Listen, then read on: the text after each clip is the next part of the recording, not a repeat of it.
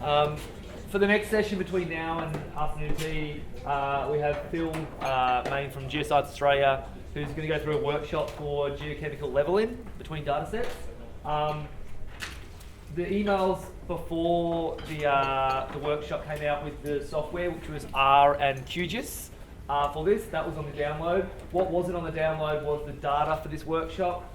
The data are in these USBs up on the front here. I'll walk around in a second, hand them over, and put them on each table. It's only about 2 meg or so it's not going to take you as long as it did with the other USB to get any data. I do have another couple of USBs with the R and QGIS software as well if you want to get those. So just give me a yell if you do. Other than that, I'd like to introduce Phil. So thanks for that. So today I'm going to be talking about leveling geochemical data, and that is going to be in 2 different forms. So the first is going to be looking at leveling your historical data sets together, so whether these are your different data holdings or different surveys you've conducted, and kind of 2 ways to go about this problem. And then the second part is going to be leveling for lithological effects on the data. So as many of you are probably aware, when you look at your geochemistry, you can have strong regolith and Lithology effects, which can really influence where you detect outliers, where you don't, and just really mask a lot of the signal. So the big question is, why do we really want to be leveling data? And as we've moved forward in geochemical space, we've started employing things such as machine learning. I've got an example there on the right, which just uses some of the low density samples, but we're also using more statistical techniques such as principal component analysis in order to try and find vectors for mineralization. And all of these are sensitive to variations between each of the data sets. And by adding in more and more data sets, we can really improve the prediction of things such as machine learning. So by adding in some new data, we can take what is effectively a pretty washed out Mount Isa area there of high copper, where we're just seeing the influence of the stream sediments. We bring in some high resolution stream sediment surveys. So these are old 1970s BMR surveys. And this top group there is what we'll be looking at later. But we can see we've really removed the effect of a lot of the sediments washing down through the catchments and that big red band that we've seen, and really focused in on the geological influences of data on the geochemistry. So as we add more and more data, we're getting more predictive power going into our machine learning. And when we don't use the level data, we start to see a lot of mismatch and error coming out of the machine learning, and it doesn't make a lot of sense. So it really matters that we're actually getting these data sets on the same level playing field.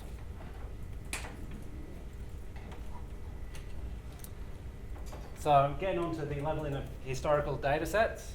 So the leveling process is actually pretty simple. There's one of 2 ways of doing it. We can either use project standards, CRMs that are run as part of the surveys, your QA/QC process, or we can actually use reanalysis in order to combine the surveys that way. So we're using a few little statistical methods as part of this in order to determine things such as normality of the data. A lot of statistics relies on those nice Gaussian distributions that we so rarely see in actual data. But thankfully things like standards typically fall under that. And we're going to be employing 2 different tests of determining populations, and this is going to be the Welch's t-test and a Wilcoxon sign rank test, and using those to determine whether we need to level the data sets together or whether they're already compatible. And we'll be doing this on an element by element basis. And then finally, we can just use a simple linear regression between the reanalyzed and the original samples to determine if leveling is appropriate. Do we have data issues between the 2? And just a simple rearrangement of an equation of the slope in order to bring those down to a rough 1-to-1 line. And you may be thinking, why is this an issue? In the last diagram there, I showed the 2 standards that looked significantly different, but there's only about 3% difference in the medians there. And that seems like not a lot, especially when we look at our data, we see significantly more variation in standards than 3%. But when we actually plot these up and use things such as principal component analysis, we can see that it actually separates our surveys apart. So this top figure here is from the Thomson survey that was conducted in 2006-2007 down in the New South Wales region near Cobar. And then it was followed up later in 2013 by an extension into the Queensland side by the same team, same methodologies, everything identical except for the fact that the machine that analysed the samples changed. And looking at the PC1 across the x-axis, PC2 going up the y, we can almost draw a straight line between the two surveys. And this really has strong influences in terms of the mineralization vectors that are in this area. There is companies out there are using kind of PC1 diagrams in order to help them locate anomalism, and if we're getting these sort of influences just from changing the machine, we really need to address that to help people be able to find what they're looking for. And by employing the leveling methodology, what we can see is we've really mixed up between the two samples. Yes, there's still some difference, but that is potentially due to the lithological differences between the two regions. It's not perfect, but it's a lot better than what we had before. Just a few things to note before we move on. Obviously, you have to compare like with like. You can't compare your ionic leach with your aqua regia or your aqua regia with your boric acid. They're very different things. They partially dissolve at different amounts, which means that you're not going to truly get a linear relationship between the two. Boric acid and total, it's a bit of a mixed bag in terms of whether you can and can't do it. In a lot of cases you can, but in things such as your zirconium, your hafnium, which is again associated, you just see quite a lot of scatter in the data, and this is just due to the variable dissolution between a boric acid versus a complete digestion. But the top figure there shows that at least for aluminium, there's one batch of samples there that fits pretty well. But we can see the second group of samples there that I'll be addressing in a minute that shows that something's quite amiss, and that's really a QA/QC issue. But it's also really important to understand how your data was analysed. Was it done by XRF, ICP, OES, and get all those details down so you're aware of what you're looking at and be familiar with the data. And finally, what medium you were looking at. Was it a stream sediment? Was it a rock? Was it in situ regolith? All of that matters when it comes to looking at the data and interpreting what it means. As Ryan was discussing earlier, we see variation based on the types of clays, just on things such as nanoparticles, and we see that as well in large regional surveys where just the change in the regolith type has a very strong influence. So you need to be really aware of what effects these have on your data and how to interpret it.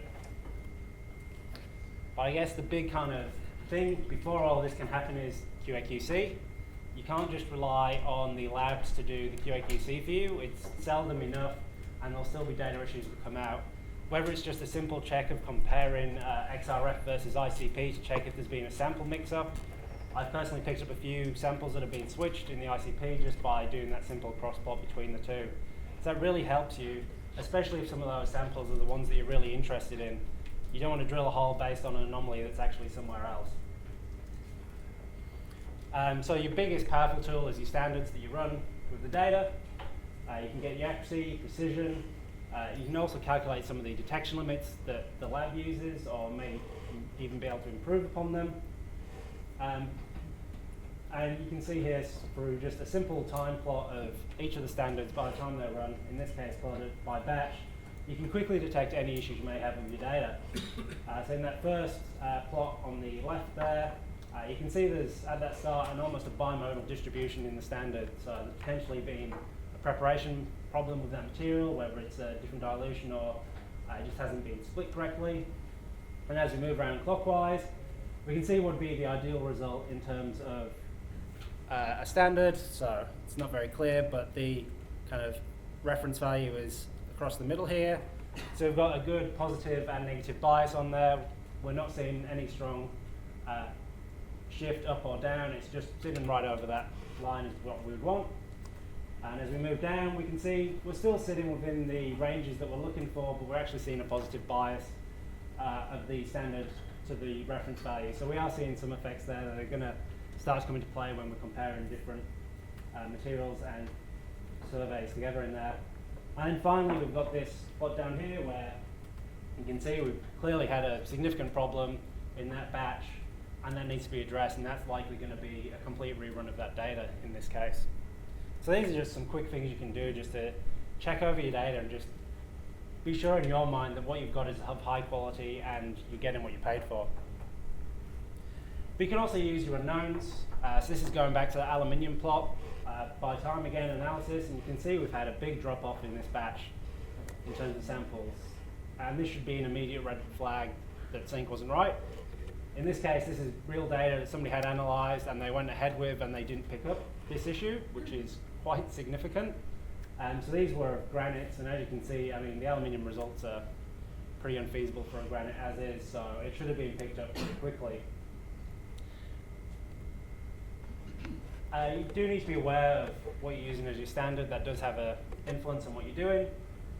So these grey circles here are unknowns, the things that we're analysing for, with the coloured bits being our standards. And this left-hand image is less than ideal. We don't really have anything sitting within the range of what we're expecting in our values. What we really want is that right-hand side image there, where we're seeing all of our standards sitting within the ranges that we're looking at. It should also be of a similar material. There's no point analysing very clay-rich or sandy-rich soil with a rock. It's very different matrices. They're going to have different effects on the machines. This is where kind of project standards can be really helpful, in that you make up a batch of sample that goes with your unknowns to go to the lab. It's hardest to pick up from the laboratory side of things, so they can't change values to look for a standard, but it's also going to be representative of the material that you're analysing as well. And finally, you can actually use the duplicates that are run, so you could request the laboratory to give you the full data set that's come off the machine. The duplicates that have been run, that have been taken as a riffle split, and it's come in and then gone through the whole process. And you can actually use these in order to look at whether the detection limits and the precisions that you've been given are good enough, whether you can actually improve on what the detection limits are from the laboratory. So you may be able to actually reduce your detection limit based on just using the duplicate runs. Or you may find that the detection limit that they've given you is actually quite optimistic, and you're just seeing a lot of variance in those lower values, so you may want to shift all your values up because you're just seeing a lot of noise in those lower values. Now that I've got kind of the QA/QC message across, we'll start by looking at some of the standard data. So for this, we're going to be using R in order to look at the data. So if you all want to start opening up R as I kind of go through this bit, and then we'll go through it together and just look at some of the standard results and what they mean. So there's a really powerful statistical tool called Shapiro-Wilk test, and this basically tests the normality of the distribution. So as many of you have probably seen, geochemical data is normally heavily skewed, but in the case of analysing standards, we're analysing the same unknown over and over, and they typically fall under a standard distribution.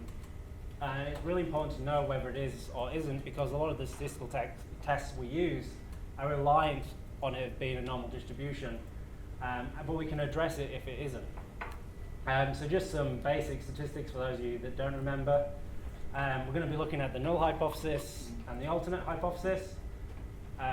So we'll be given a p-value. In this case, it's greater than 0.05. We're going to accept the null hypothesis, which in this case is that the population is of a normal distribution. If it's less than, then the alternate is that it is non-normally distributed. So we'll open up R, and it should look like this for you, or if you're being a bit fancy and using RStudio, it's up to you. So what we'll do is we'll open. We'll go to the data sets that you should have. There'll be level in data sets, standards, and then there should be this little R file there ready for you to use. So this is just, I've written the first part, which is basically just to import the data. So what we're going to do now is grab the data that we want to look at. Sorry, that was in the level 2 folder? So it's under Geochemistry, level and workshop, level and data sets, standards. Yep. And there's 2 CSVs in there. So I'll give you all a couple of minutes to kind of get to that point.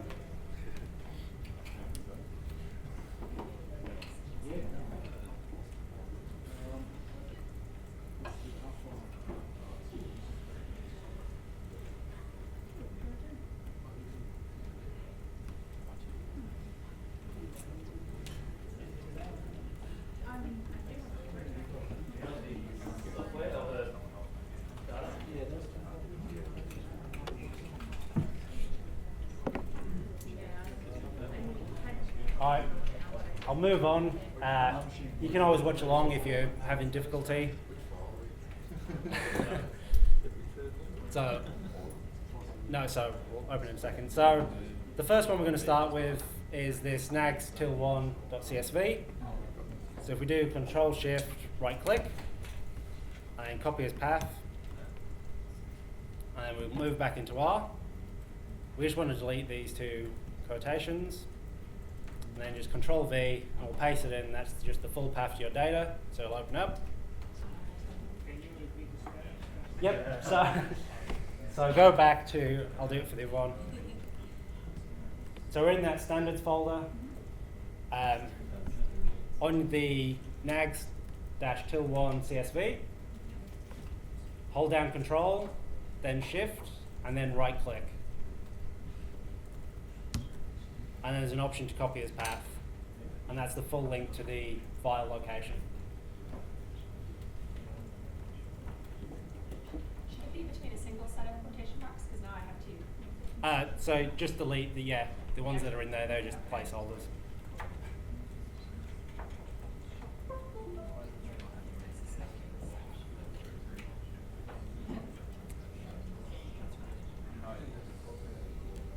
Yep, and we just need this other one, which is called central batch.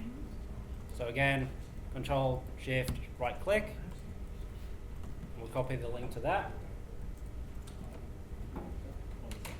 And then we'll just put it in this second read CSV slot here. So again, we need to just delete those quotes that are in there and then just paste it in.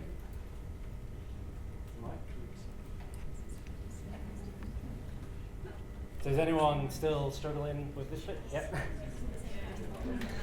Everyone.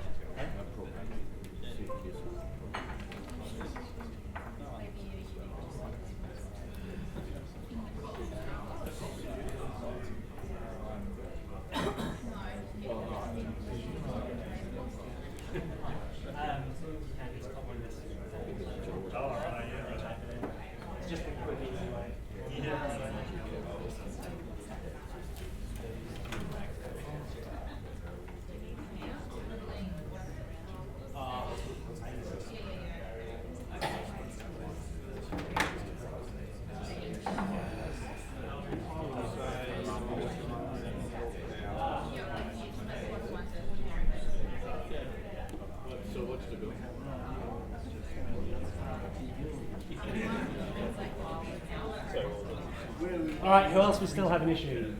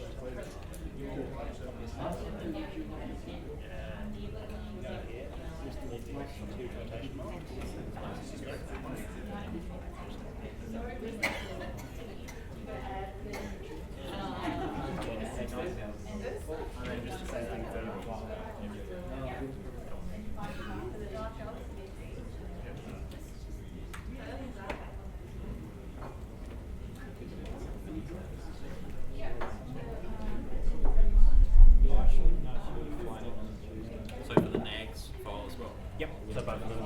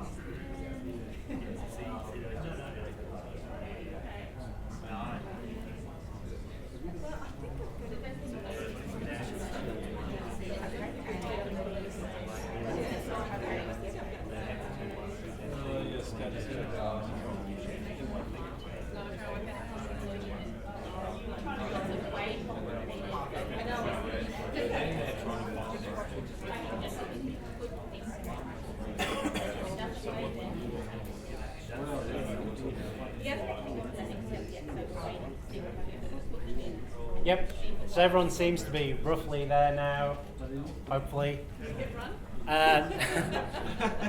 We'll get there, hopefully. All right, so now we've got the links to our data within R, but just because of how R reads file paths, we just need to do a quick modification to that. So if you press Control H, and that's just find and replace, basically.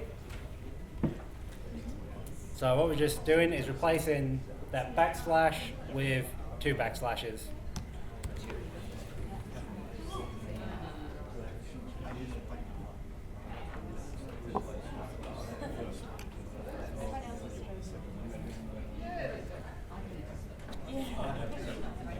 And then just replace all once you've done that. And close that window.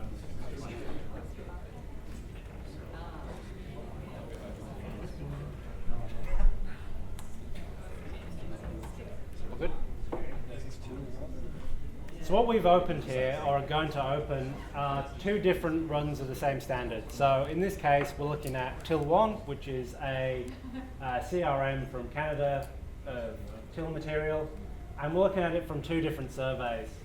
So one is from NAGS, which is a large regional scale survey across Queensland and the Northern Territory, and the second one is a big batch of samples that were reanalyzed. So what we're doing is comparing these 2 different runs of TILs to see how they compare.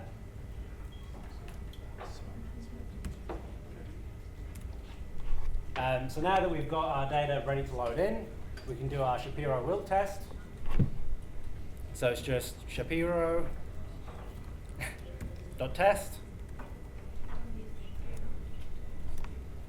brackets, and then the first one will be just X, because that's going to load in.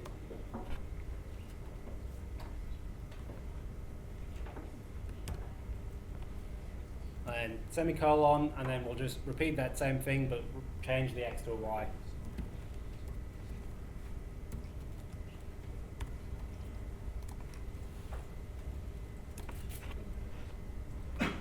Basically what this is going to do is we're going to read the first column of each of these sheets. So in this case it represents the first element. So these 2 numbers here represent which column we're looking at within those spreadsheets.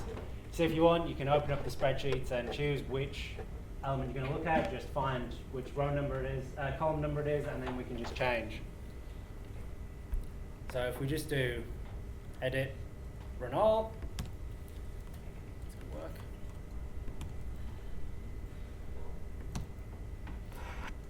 We get some output here, which is of our Shapiro-Wilk test. And the main thing that we're looking at here is our p-values. So as we can see, both of these p-values are less than 0.05, which means both of our distributions are non-normal. So that means we're going to need to consider that when we look at leveling the 2 data sets together, if that's necessary. So I'll give you all a second just to do that and have a quick look. Yep, so just edit. So once you clicked on that script, edit, and then just run all. It's case sensitive. It is case sensitive.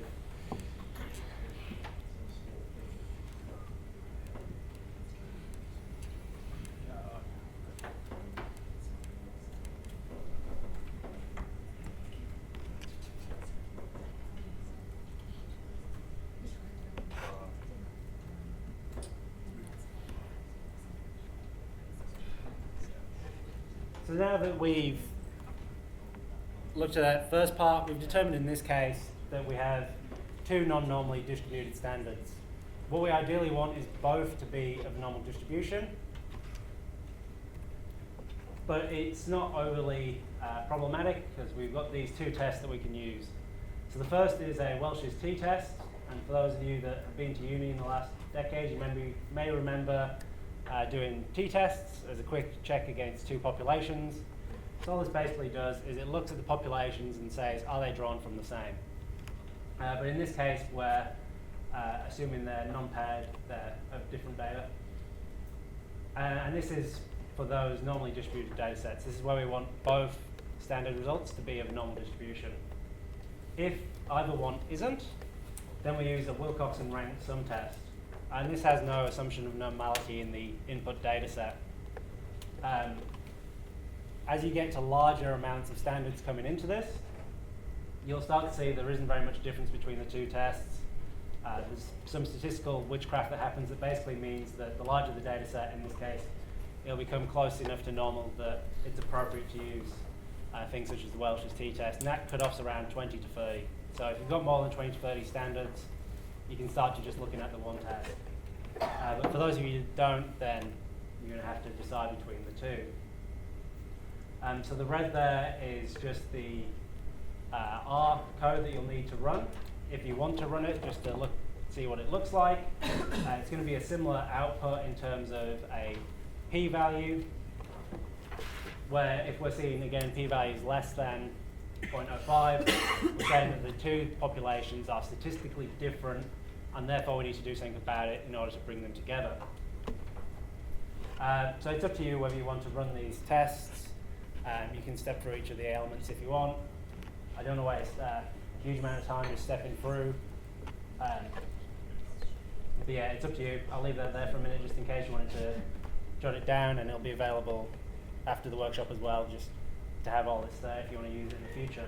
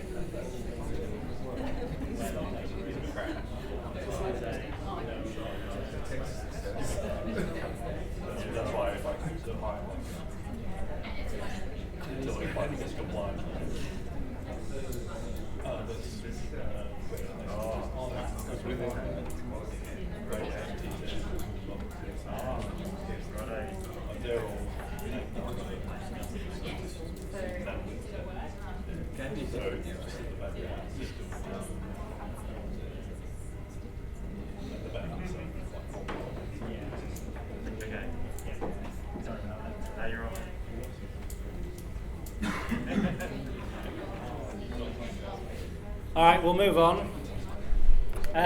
So once we've determined whether our populations are the same or not, we can determine whether we need to level our elements together. And that's pretty simple in that we can take the median of each of the population groups. So the median should be appropriate in that it's going to get close to that central value. if you're seeing some significant skew in your data and the median isn't representative, you've probably got bigger issues with your data than what leveling can fix. That's coming down to an actual bias in your initial results. So whilst we'll still see some samples that are going to have kind of non-normal distributions, if you plot them up in just a histogram or something in Excel and you see that there's quite a skew to them, something's not right there, and you'll need to look at your original data and look at why you're seeing such a skew in there. But if we've determined that leveling needs to occur, we can simply take the two median values and divide one by the other in order to come up with a multiplication factor for that particular element. So the reason we're using a multiplication is if you do a simple subtraction, you're going to run the risk of the values at the lower end becoming negative, which isn't feasible, whereas multiplication will scale with that varying value size. So that really helps in terms of those low values. But this is a case of, it's just a simple multiplication once you've determined if it needs to happen for each element. You good? No, no, At least we've had one success. So the next one's easy. It can be done in Excel if you want. I'll just walk through and show some of what it'll look like in terms of the data. I mean, everyone has done a cross-plot in Excel, I'm assuming, at one stage or another. It's just two columns together and then a chart of scatter. This is where we haven't had either the reported standards. The standard that was used doesn't exist anymore. Could have been a project standard that you just run out of and you can't analyze it with your new samples.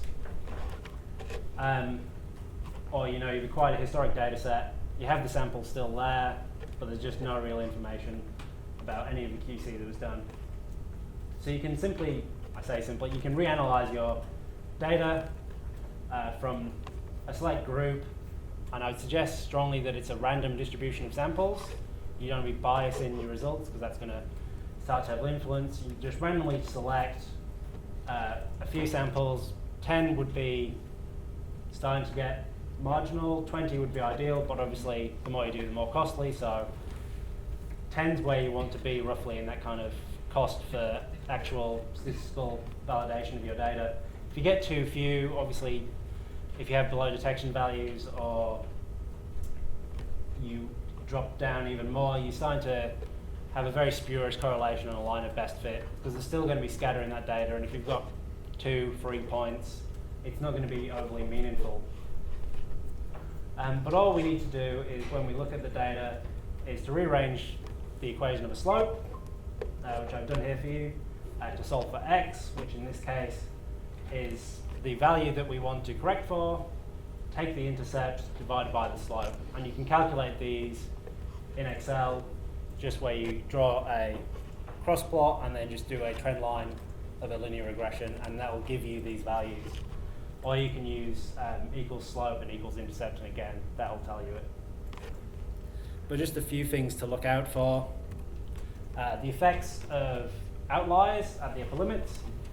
So this is a plot of Forium results here, and as you can see, the majority of our points plot along this black line here, which is the line of best fit that really works for this data. However, because we've got this single point at a high value, it's really causing our correlation to swing around, which is represented by the red line.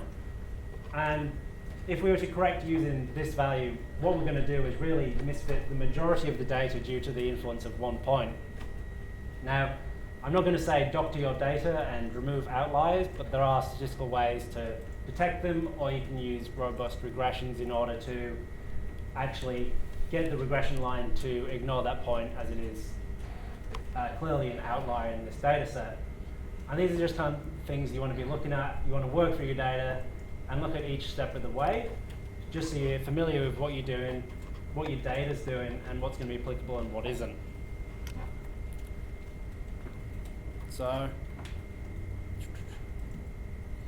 this is an example where things have gone beautifully well. So this is yttrium, as you can see. It forms pretty much a perfect line going up. There's going to be very minimal correction to that slope. But we can have issues where at one stage we didn't report enough decimal points. And that's what we're seeing in this case. We're just seeing this stepping up. And that makes it very difficult to know if what we're using is actually correct, and that's where it starts to be drawn the line of just not using it. And you can just level different elements and choose to skip elements if they're not suitable. So in this case, I've got one for tin, which as you can see is awful in comparison to some of the other ones. There's no real correlation that we're seeing in there. And the solution there is to just not use it. We may want to, but it'd be really inappropriate for us to. There's clearly some issues with the original data or the newly collected data there. They just mean tin isn't applicable.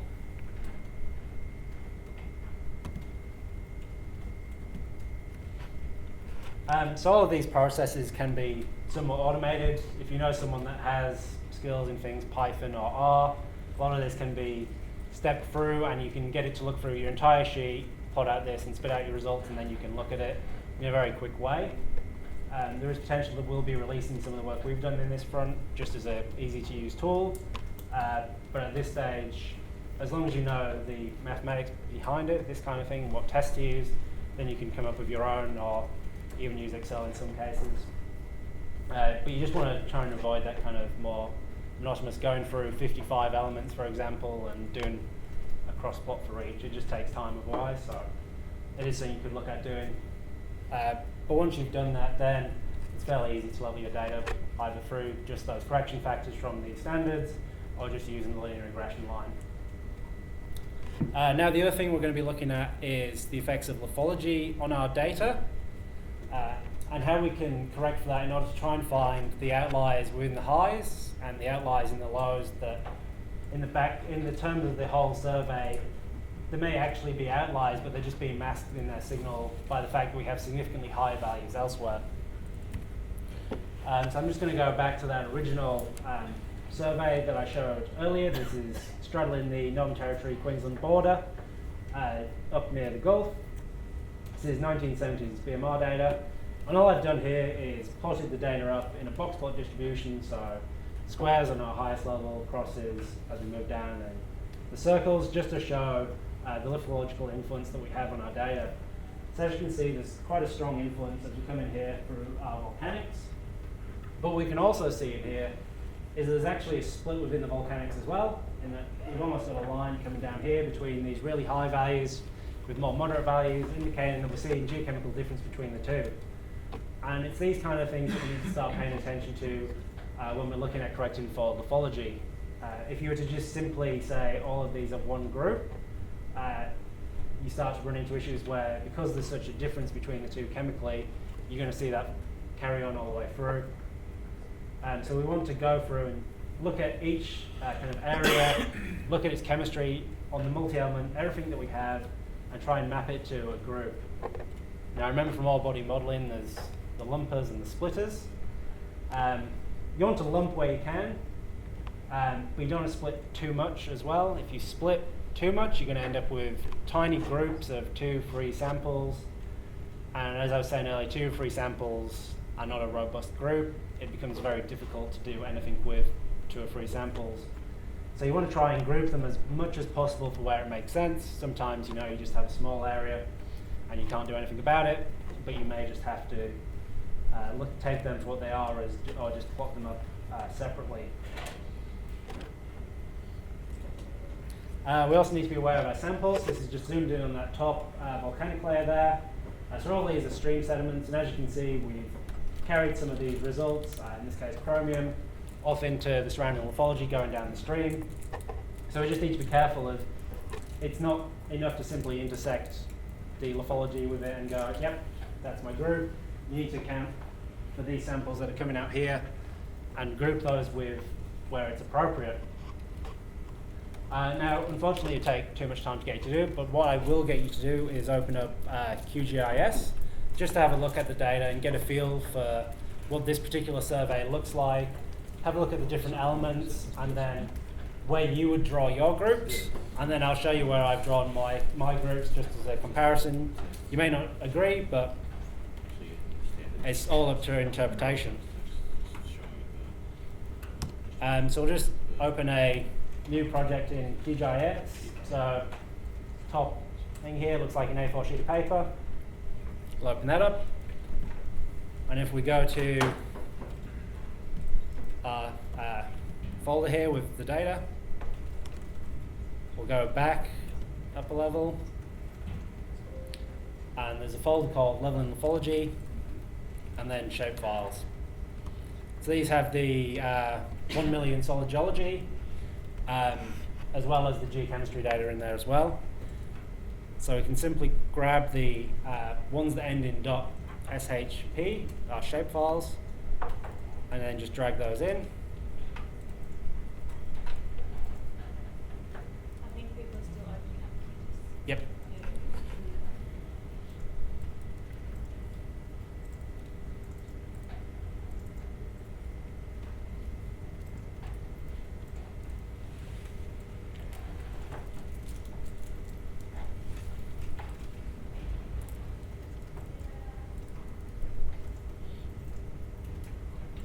I'm getting a message about running coordinates.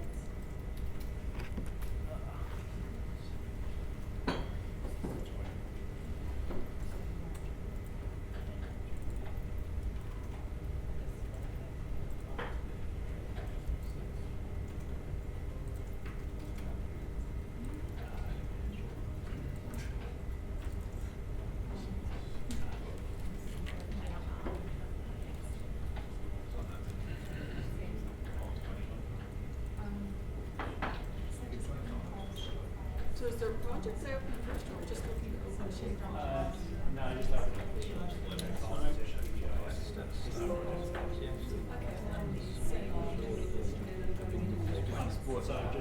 Just comparing it to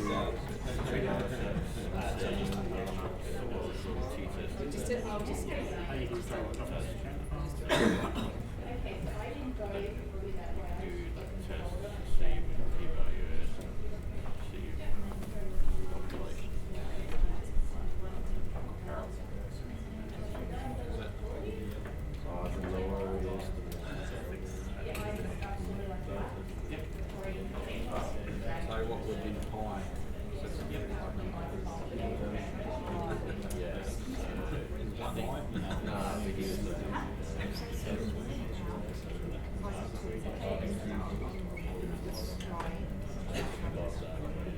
You don't have to grab it. You have to grab it. And that was on the standards, wasn't it? Did you have to specify? That was the two different data sets, so your standards. But not the right thing. Oh, okay, cool. No, it's not on that one. Just your. It's in the little data set. You don't have that one? And we're also just going to bring in the hydro lines, that's shape as well, just because we're looking at stream sediment data, and it's going to be useful to have the hydrology there in order to understand which way the water's flowing and how that's going to influence our geology. So you can just drag them straight out. Just drag and drop in, should be fine.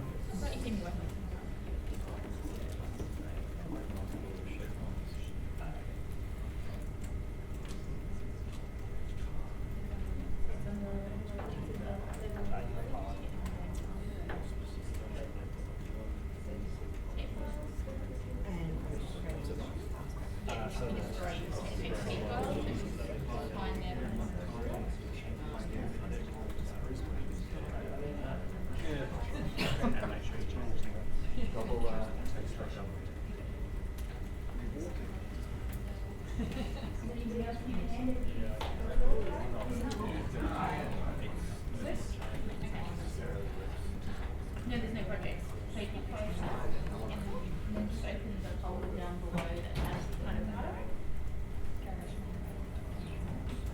Right, and just find where the level and Lithology is. Shape files. And then just look like that.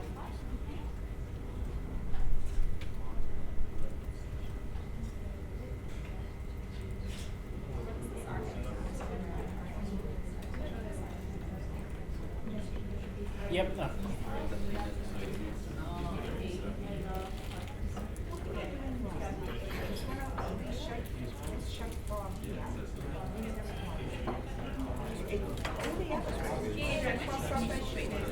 And also you can for some reason it wants to go back.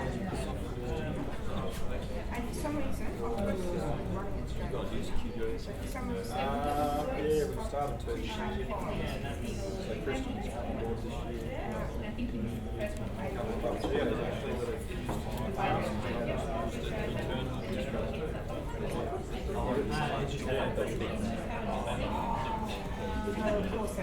yeah, well, we're probably not far off doing that. No, no. No, that's the skull part. That's the actual kidney balance. All right, now in order to make the geology a bit more useful than just a coloured blob, Let's just say we won't make the jump to 64. if we just right-click on that layer that's over here, click Properties,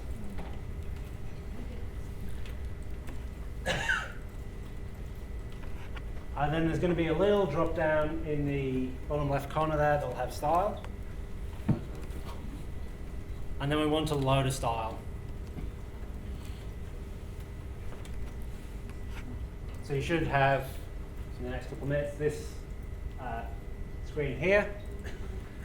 And you'll notice in that same folder where all those shape files were, there's a file that ends in .sld. It's the 1mgeology.sld. And that's our symbology definition file in order to get across all our colours and information that we want, so we just don't have one coloured blob. And again, we can just drag that in to that file location.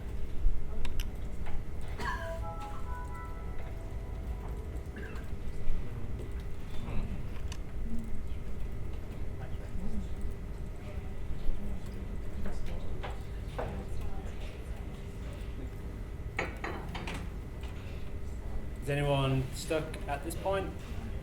Yeah, you want to go back out. Yep. So I've got the layer properties there. Yep, so you just want to hit this style down here, and then load style will be an option. And then from the folder, you can just drag in the .sld file. Yep, you can do it again.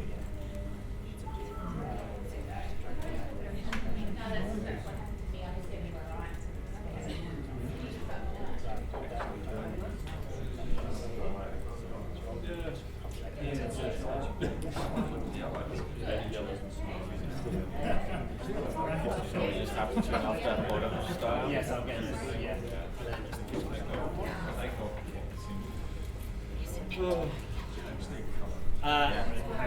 Yeah. All right. So once we've done that, we can hit load style, and we'll have this option at the bottom that's called plot, and that's ticked. If you untick that and then hit apply, we'll get our colours. If you've already gone past there, you'll just need to turn off that particular one, otherwise that's just going to be overprinting everything.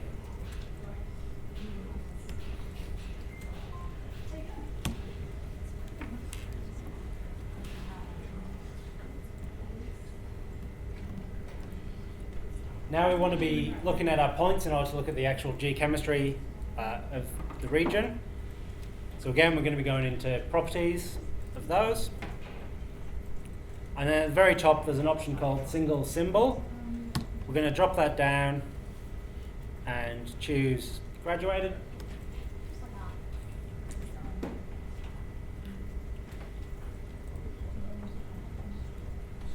And then once you're in that point, there'll be a drop down at the top called column, and that's the column that we want to look at. So you can choose whichever element you'd like, and you can step through each one and look through each one individually. In this case, I'll load up chromium.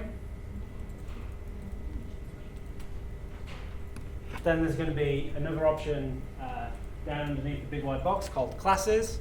That's the number of separate layers we're going to have in there, and I'm going to make that 8.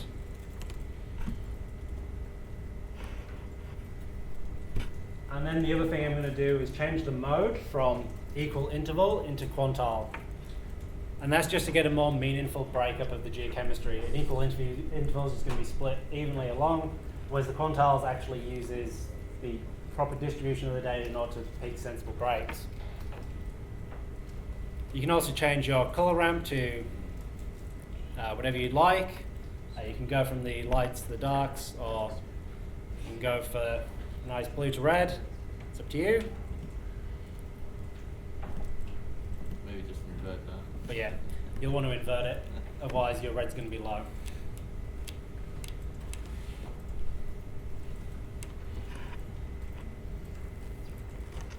So if we just want to spend some time now just kind of looking at the data, plotting up the different elements, see how they relate to the different lithologies, have a think about where you draw group lines, what you'd clump together, what you'd split apart, and just each time go into that properties and just change which column you're looking at, and it'll update into that particular element, and we can just step through and have a look. So I'll just be wandering around. If anyone's stuck in anything, just raise your hand and I'll come over. So what the correct road? Yep.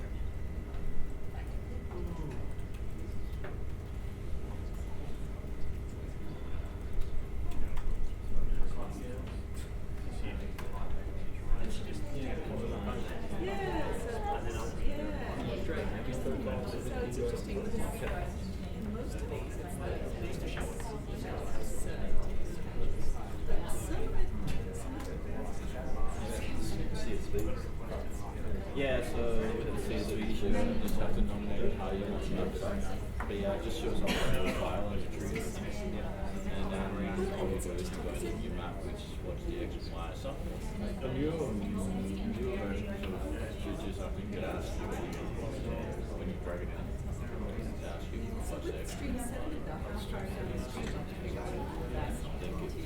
So the really good thing about this is, say you have your color, because it is not good. You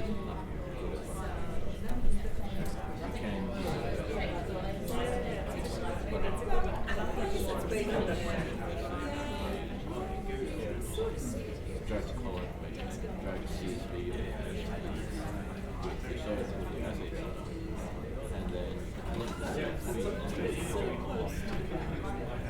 just calculate the max values. Start with color by values of the CSV for that kind of stuff. So you can look like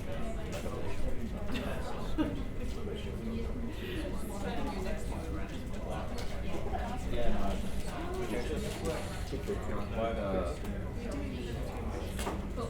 quite actually, like if you go on the wrong website, all the newer publications, all the newer maps and stuff, you see it's quite different shifts and styles. They're all produced with judges. Produce pretty nice stuff. Has very strong calculation methods. very robust program, really, for something. Yeah, it's just getting better and better. It's time to people start to use it. And as I keep saying, there's pretty much nothing you can't do in these days. And things that you can't do that some of those ones you might do. You really do find anything. I don't know how many people discover. Well, how many geologists nowadays do actually know that that's cross-section? Yeah. That was one of the main things that Mentor was doing back in the day, was creating cross-section. Yeah. Even after they really had that, you had to have geoscience and to do that. But more people go, well, what are we cross-section?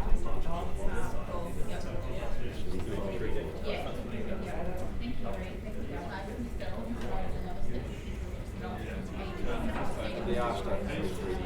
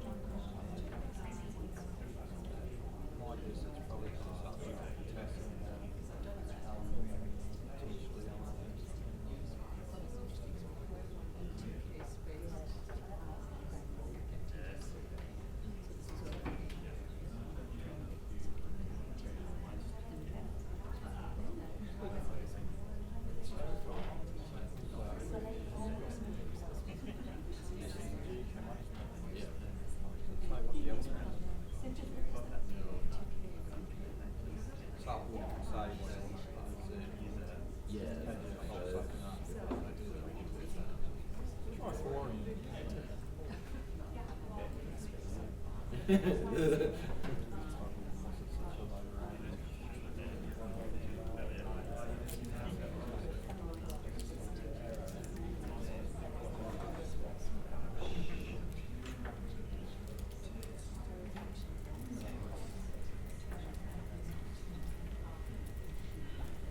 right, now that we've had a bit of a chance to have a look at the data, I hope you've managed to step through at least a few elements.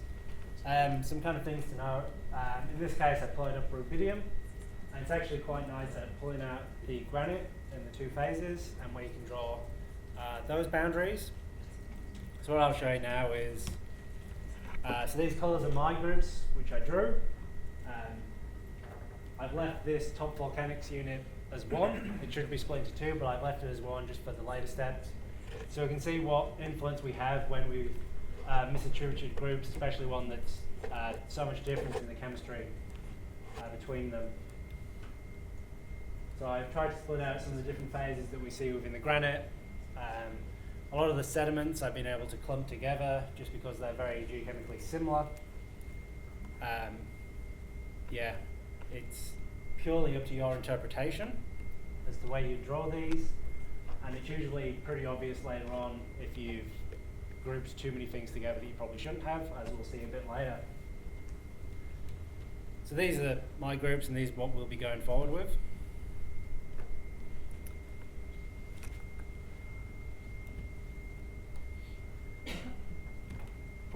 So we'll just imagine we've got now an Excel sheet with all our geochemistry data, and each one of the samples has a number which represents its group next to it.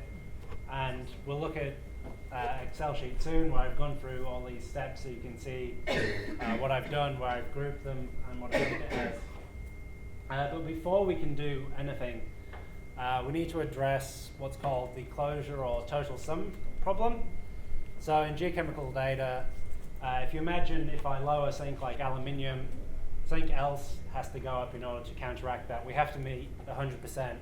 And that means that all of our elements are interrelated. And it means that we can't just simply do statistical analysis on one. We have to consider the whole.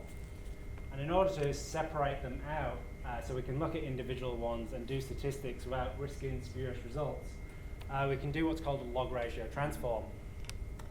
So there's a few different ways of doing this. This particular one is quite nice and easy. It's called the centered log ratio transform. And what this does is it's called opening the data, and it allows us to do all our normal statistics, look at the data without risking any spurious results associated with the variation that we see of elements counteracting on each other.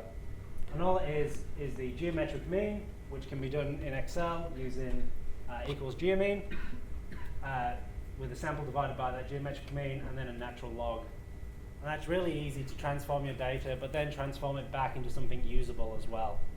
So a simple log doesn't actually address closure. It may make it look more normal, but it doesn't actually address this interdependency on all of the elements.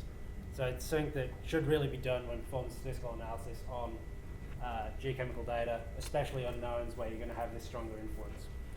Sorry, can I just clarify? Yeah. So when you're doing your grouping, your leveling based on lithology, you're doing it with different boundaries for each element, or you? No. No. So it's So you choosing a do- group based on Okay. all of the elements and their Yeah. try and best fit where they would form a geochemical / lithological group.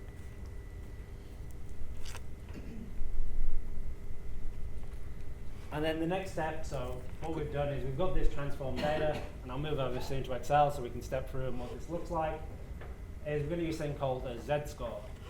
And a Z-score is basically just a way of normalizing each of these groups to a single point.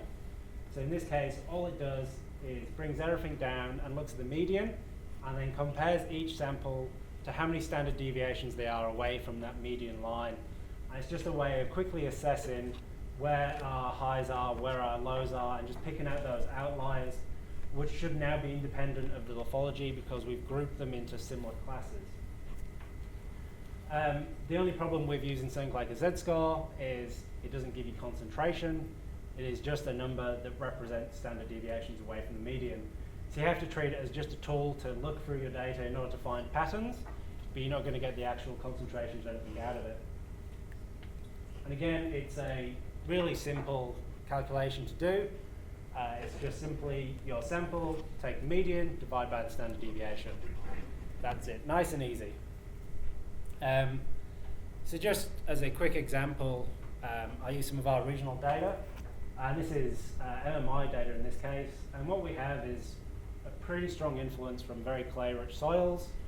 As we move over to Tennant Creek, we just get more and more sandy soils. So we're seeing a real swamping of the signal by just these black soils adsorbing everything. It's just really clay-rich stuff that has a high adsorption potential. So it swamps the whole signal. And just as a very rough grouping thing I did earlier, is I grouped the samples and then just run some scores, and all of a sudden places like Tennant Creek start to pop out where we wouldn't otherwise see them. So this is where we can start to get into these techniques, is where we're really trying to pull out areas where the overall natural low is just going to completely overtake everything, swamped out by, in this case, a very high area. So it's just leveling the playing fields for each of your lithologies in order to try and give those anomalous values a chance to show you where they are.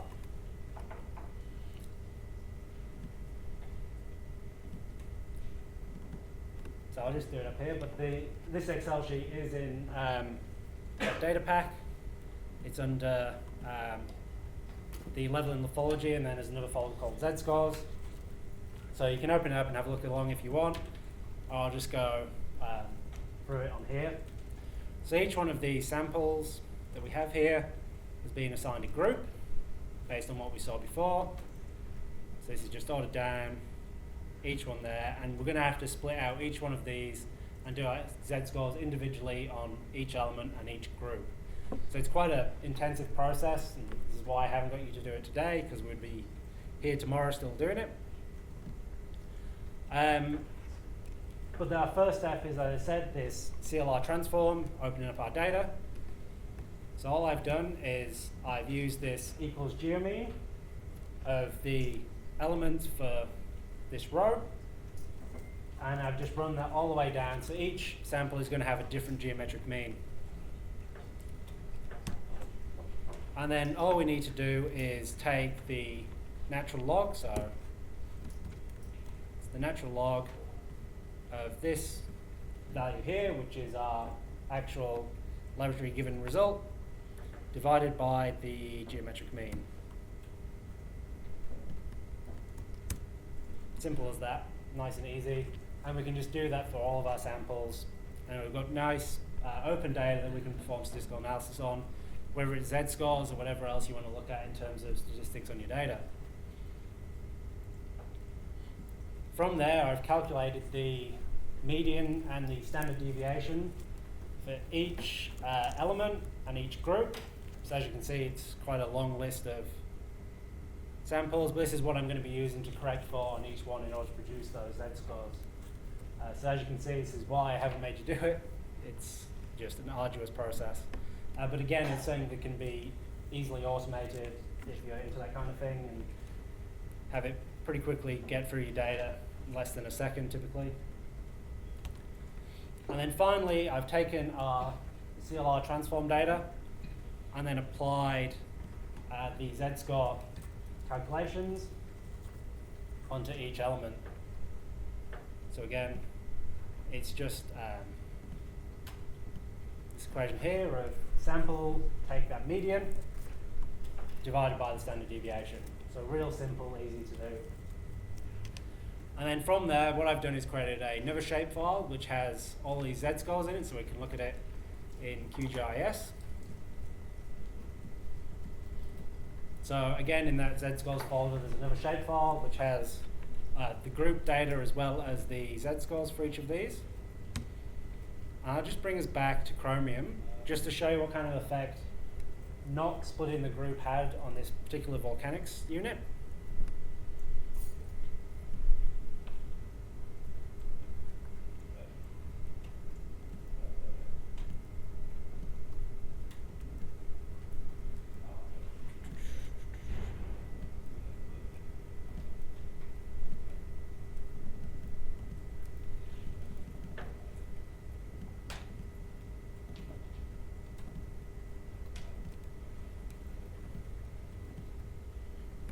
So as you can see, all I've effectively done for this group up here is produced a lot of high values where it was high and a lot of low values where it was low. We haven't really gained any extra information. And that's because when we looked at it, we could see there's a geochemical difference between the two. So when we're taking the median, all we're doing is we're splitting between these two groups and then just saying the higher ones are higher in the standard deviations and the lower ones are lower. That's all we've achieved there. So this is a case where you could look at the data and go, it looks like I've split the data down the middle or into a different lithological group, and I maybe should go back and then regroup that data.